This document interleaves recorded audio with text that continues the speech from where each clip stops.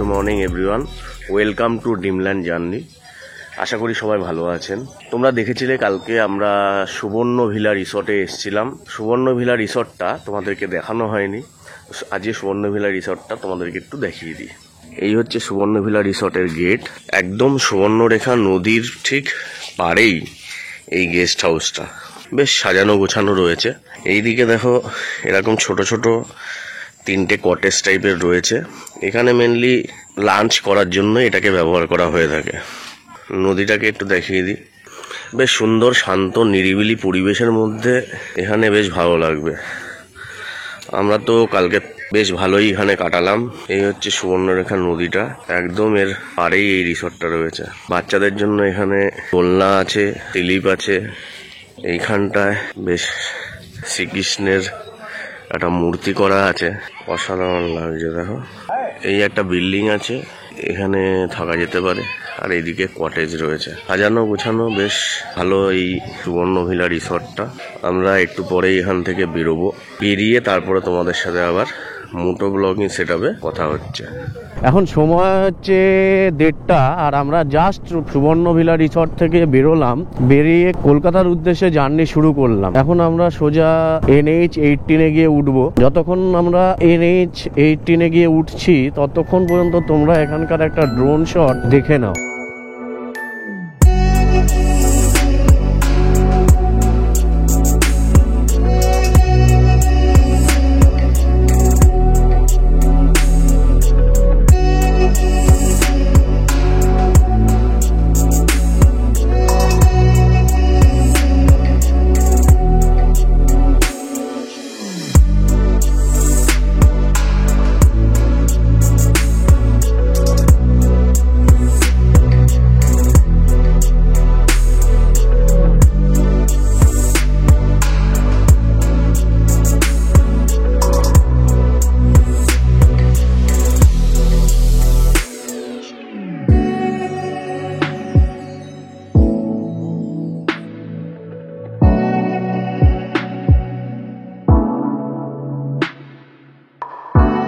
আমরা NH18 উঠে গেলাম আর আশা করি ড্রোন শটটা তোমাদের বেশ ভালোই লেগেছে। তো আজকে আমাদের রুট যেটা সেটা হচ্ছে NH18 ধরে আমরা সোজা যাব পাহাড়িগোড়া পর্যন্ত। পাহাড়িগোড়া থেকে আমরা NH49 ধরবো, ধরে চলে যাব খড়গপুর।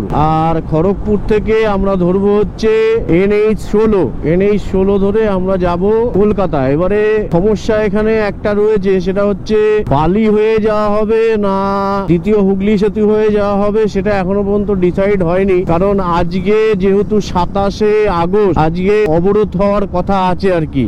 নবান্ন অভিযান বলে একটা পলিটিক্যাল একটা কিছু রয়েছে, তো সেই কারণের জন্য এখনো পর্যন্ত ডিসাইড হয়নি যে বালি হয়ে যাওয়া হবে না দ্বিতীয় হুগলি ব্রিজ হয়ে যাওয়া হবে নাকি অন্য কোনো জায়গা দিয়ে যাওয়া হবে। সেটা আগে গিয়ে ডিসাইড করা হবে, মোটামুটি ধুলাগড়ের ওখানে গিয়ে ডিসাইড করা হবে। তো এই মোটামুটি আমাদের আজকের রুট প্ল্যান। আর এই রুটে আমরা আগের দিন যেদিন এসেছিলাম সেদিনও আমাদের এই সেমই রুট প্ল্যান ছিল। ঝাড়খণ্ডে পেট্রোলের দাম কম, 98 টাকা করে লিটার। ফুল ট্যাঙ্ক করে নিয়েছে, একদম চেপে চেপে ভরে নিয়েছে। আমার গাড়িতে ওই 8 লিটার সামথিং ভরেছে 800 টাকা। আগে ছিল তেল, যদিও 2-3 লিটার মতো ছিল।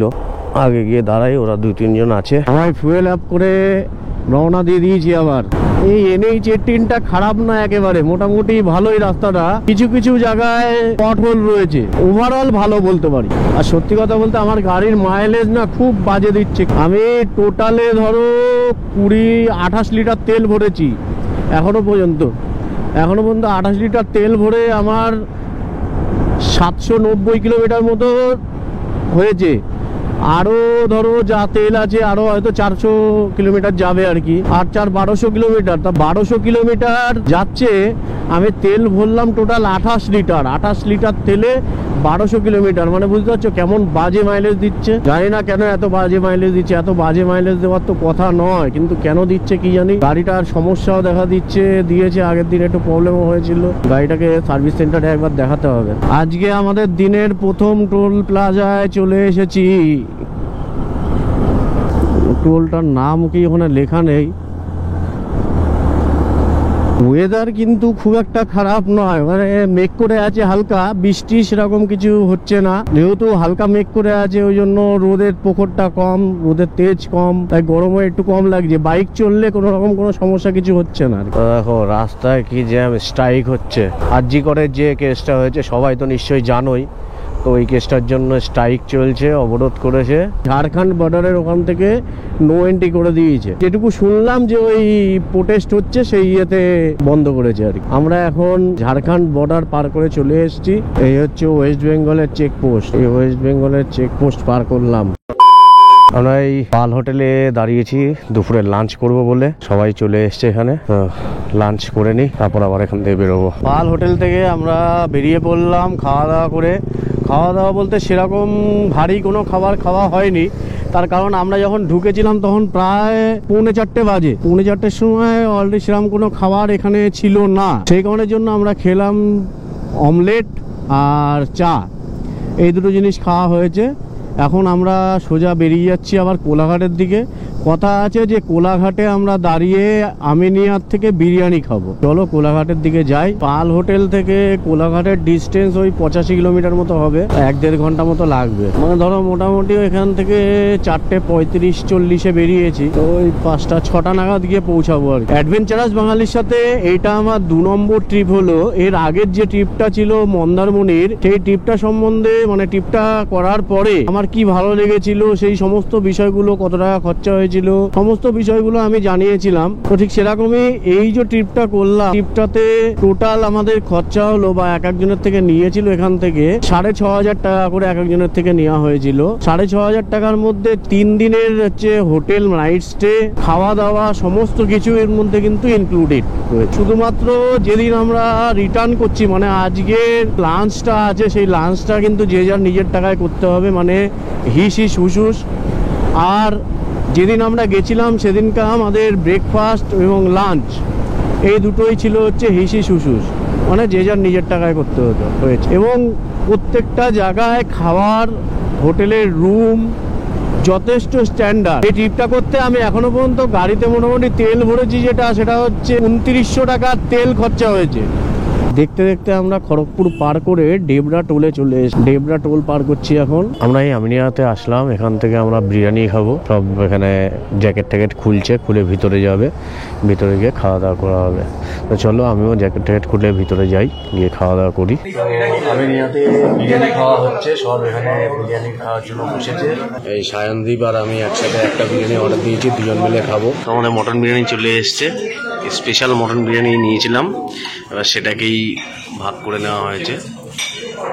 এই একটা, এই যে, আর এই হচ্ছে রায়তা।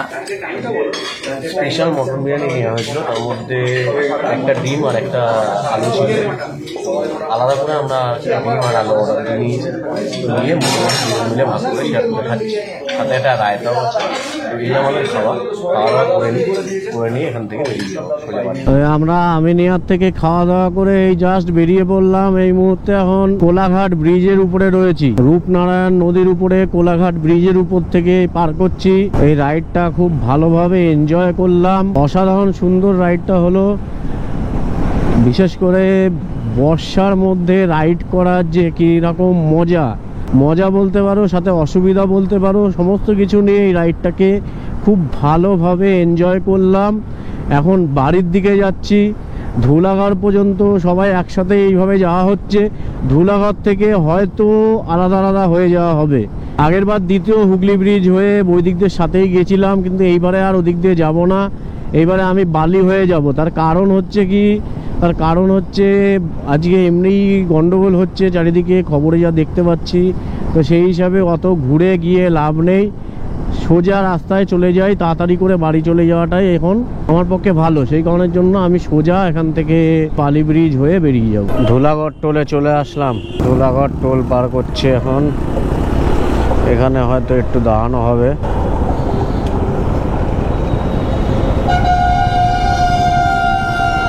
তাহলে এখান থেকে মিট আপ লাস্ট করে নিলাম সবার সাথে, দেখা সাক্ষাৎ সব কিছু কথাবার্তা হয়ে গেল। এইবারে সবাই যে যার মতো বাড়ির দিকে রওনা দিয়ে দেবো।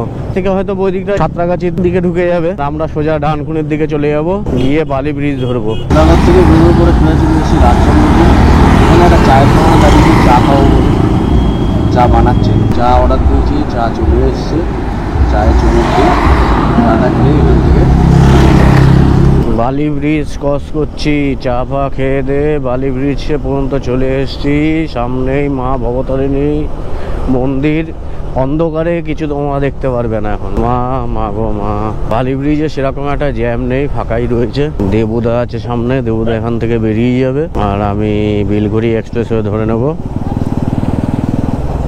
মধ্যমগ্রাম চৌমাথা পার করলাম, মানে বাড়ি প্রায় চলেই আসলাম। আজকে আর সেরকম কিছু দেখানোর নেই বা কিছু বলারও নেই, তো সেই হিসাবে ভিডিওটা আমি এখানেই শেষ করে দিলাম। যারা এই পর্যন্ত ভিডিওটা দেখলে তারা কমেন্ট করে আমাকে জানিও তোমাদের কোথায় ভালো লাগলো, কোথায় খারাপ লাগলো। যদি ভালো লেগে থাকে তাহলে একটা লাইক, কমেন্ট এবং শেয়ার করে দিও বন্ধু বান্ধবের সাথে। চ্যানেলটা সাবস্ক্রাইব করা না থাকলে একবার চ্যানেলটাকে সাবস্ক্রাইব করে নিও। Tata, bye bye, good night.